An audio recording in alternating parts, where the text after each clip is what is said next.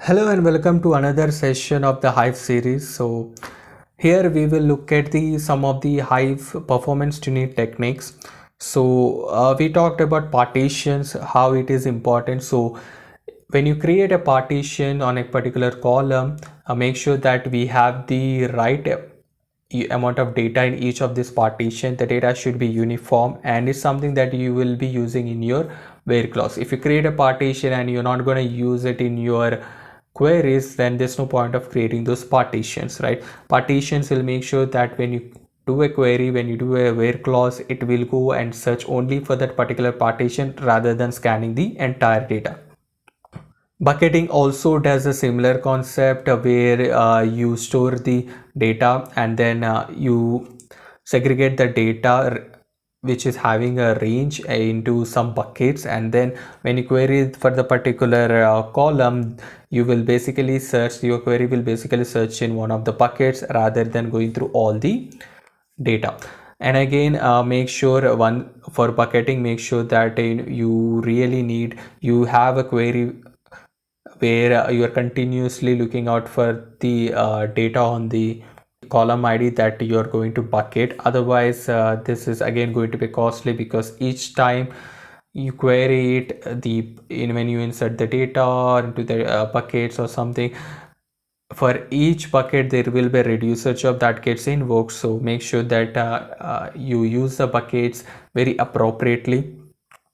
And again, map joins and skew joins, map joins where you have small data fed into the bigger tables on our data nodes. Skew joins, map joins occurs within the skew data. So these two joins are also very helpful in performance improvement. Then we have something called as vectorization. So basically by default, Hive will process one row at a time. Now it may not be optimal, so if you want to enable if you enable vectorization, what will happen is Hive will process 1024 records at a time. So that's the improvement that it can make.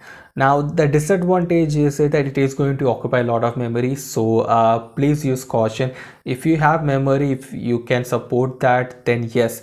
If you enable vectorization, Hive is going to process 1024 records at a time. And to set up this property, you have to enable the Hive vectorization. You set hive.vectorized execution enable is true. When you set this, the vectorization will be enabled. And then you can do Hive parallel query execution. So what it means is, suppose you have queries that are independent of each other, then you can make them in parallel by enabling this Hive parallel execution. So if you look at this example, so here's a query that we have.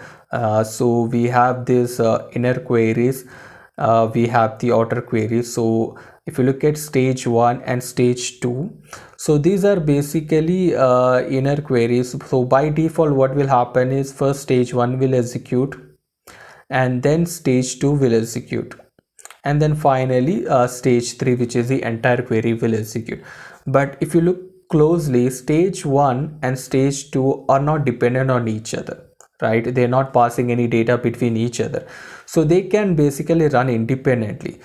So if you enable this Hive parallel execution, both stage 1 and stage 2 will run in parallel, and then once they are complete, it will feed into the stage 3. So this way we can improve the performance. And to execute this or to enable this parallel execution, we have to set up this property Hive execute parallel equal to true. So if you enable this property, the independent queries will execute in parallel. So these are some of the basic performance tuning techniques that you can apply while fine tuning your Hive jobs. So I hope you like this, and I'll see you guys in the next class.